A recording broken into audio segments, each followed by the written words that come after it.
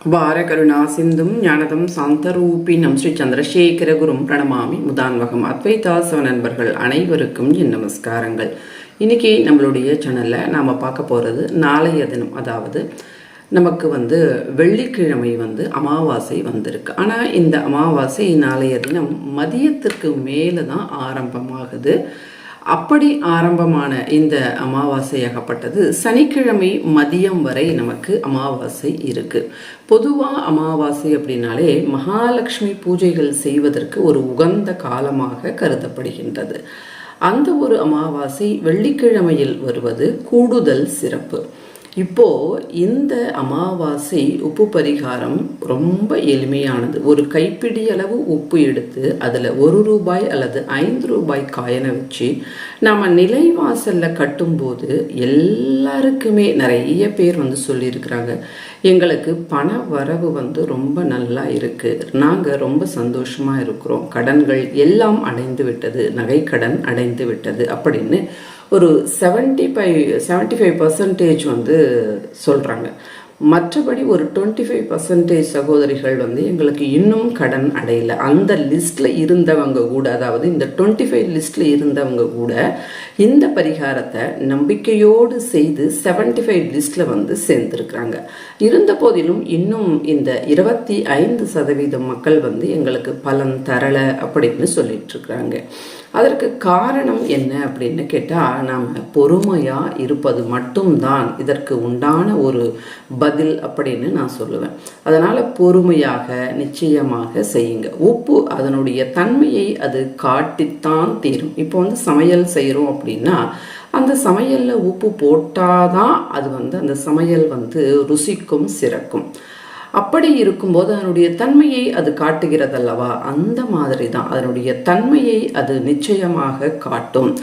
நீங்கள் கொஞ்சம் பொறுமையோடு இருக்கும்போது அதனுடைய தன்மையை அது காட்டித்தான் தீரும். நீங்களும் அதை பார்ப்பீங்க.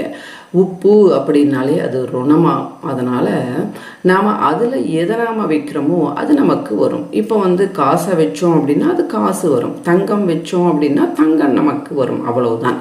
மற்றபடி இதில் பெரிய சூக்ஷமமோ மேஜிக்கோ எதுவும் கிடையாது. உப்பு என்பது ருணம், அதில் எது நாம் வைக்கிறோமோ அது நமக்கு வரும், வந்தும் இருக்கு. நிறைய பேர் சொல்லியும் இருக்கிறாங்க, அனுபவத்திலையும் எல்லாரும் பார்த்துட்டும் இருக்கிறாங்க. அப்படி இருக்கும்போது அந்த 25% மக்களுக்கு ஏன் அது பலன் தரலை அப்படின்னா, கொஞ்சம் பொறுமையாக இருந்தீங்க அப்படின்னா நிச்சயமாக உங்களுக்கும் அது பலன் தந்தே தீரும். அதனால் நீங்கள் பொறுமையாக இருங்க, நம்பிக்கையோடு இருங்க. நிச்சயமாக உங்களுக்கு அது பலனை கொடுக்கக்கூடியதாக இருக்கும். இந்த மாதம் 2 நாள் அமாவாசை இருப்பதினால அந்த நேரத்தை நாம் முதல்ல பார்த்துடலாம். நாளைய தினம் 22/8/2025 இந்த பரிகாரம் செய்வதற்கு உகந்த காலமாக கருதப்படுவது 1 மணியில் இருந்து 2 மணி வரை, அதாவது PM 1 மணியிலிருந்து 2 மணி வரை செய்யுங்க. அந்த நேரத்தில் முடியல அப்படின்னா 4 to 5 இந்த நேரத்தில் செய்யுங்க. நாளைய தினம் 4 மணியிலிருந்து 5 மணிக்குள்ளே செய்யுங்க. இந்த 2 நேரத்தில் செய்ய முடியல அப்படின்னா நாளைய தினம் மதியத்திற்கு மேலே ஏதோ ஒரு நேரத்தில் செய்யுங்க. ஆனால் கொடுத்த நேரத்தில் செய்யும்போது கச்சிதமான பலன்கள் நாம் எதிர்பார்க்கலாம்.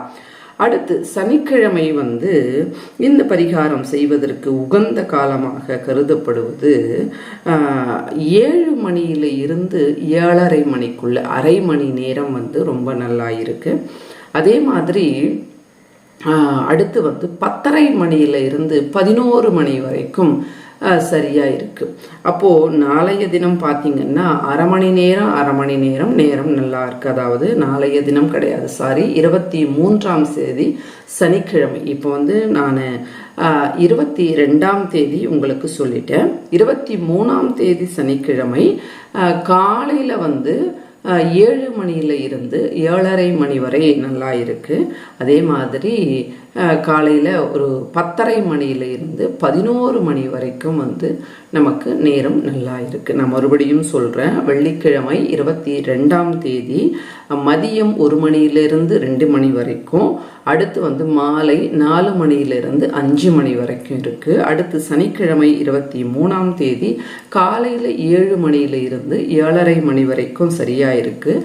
அதே மாதிரி 10:30 மணியில இருந்து 11 மணி வரைக்கும் நமக்கு காலம் என்பது ரொம்ப சிறப்பாக இருக்குது. இந்த நேரத்தில் செய்யுங்க. வேலைக்கு போகிறீங்க, நைட் டியூட்டி பண்ணுறீங்க அப்படின்னு சொல்லுகின்றவர்கள் நீங்கள் உங்களுக்கு எந்த நேரம் சௌகரியமோ அந்த நேரத்தில் கட்டுங்க.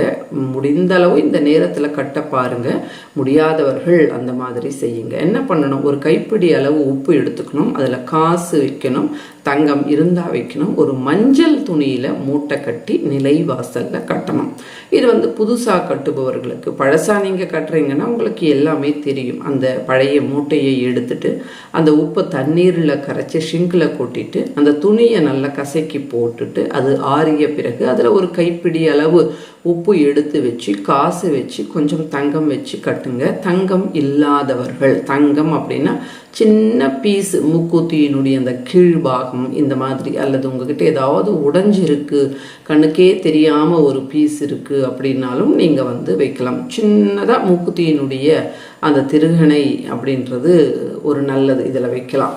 வச்சுட்டு கட்டும்போது நிச்சயமாக உங்களுக்கு பணமாகப்பட்டது பல வழிகளில் நமக்கு வரும். தர்மமான விதத்தில் பணம் வரும். நிறைய பேர் செஞ்சு பலன் அடைஞ்சிருக்கிறாங்க, கடன் அடைஞ்சிருக்கு, நகை கடன் அடைஞ்சிருக்கு. நீங்களும் ட்ரை பண்ணி பாருங்கள். தெய்வத்தின் மேலே பாரத்தை போட்டுட்டு நம்பிக்கையாக இந்த பரிகாரத்தை செய்யும்போது அது நிச்சயமாக பலனை கொடுத்தே தீரும். நம்ம சேனலில் இந்த உப்பு பரிகாரம் அப்படின்றது பல பேருடைய வாழ்க்கையில் நல்ல மாற்றத்தை ஏற்படுத்தி அவர்களுடைய வாழ்க்கை ஒரு உன்னத நிலைக்கு போவதற்கு ரொம்ப உதவியாக இருக்கும். இந்த பரிகாரம் நம் நாட்டில் மட்டும் இல்லாமல் மேலை நாடுகளிலேயும் செய்து பலன் பெற்று இருக்கிறாங்க. நீங்களும் செய்யுங்க. மேலை நாட்டவர்கள் இந்த நேரத்தை உங்களுடைய நாட்டு நேரத்திற்கு அப்படியே நீங்கள் செய்யுங்க. எல்லாருக்குமே இந்த வீடியோ பிடிச்சிருக்கோன்னு நம்புகிறேன். பிடிச்சிருந்தா லைக் பண்ணுங்கள், ஷேர் பண்ணுங்கள், சப்ஸ்கிரைப் பண்ணுங்கள். மற்றும் ஒரு பதிவில் மறுபடியும் நான் உங்களை சந்திக்கிறேன். அதுவரை நன்றி, வணக்கம். ஸ்ரீ மகா பெரியவா சரணம். முக்கியமாக உங்களுடைய ஸ்டேட்டஸில் வையுங்க. தெரிஞ்சவங்களுக்கு எல்லாருக்குமே ஷேர் பண்ணுங்க.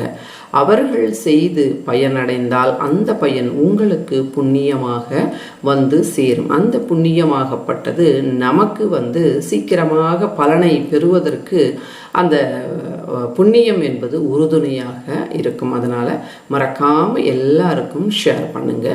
நன்றி, வணக்கம். ஸ்ரீ மகா பெரியவா சரணம்.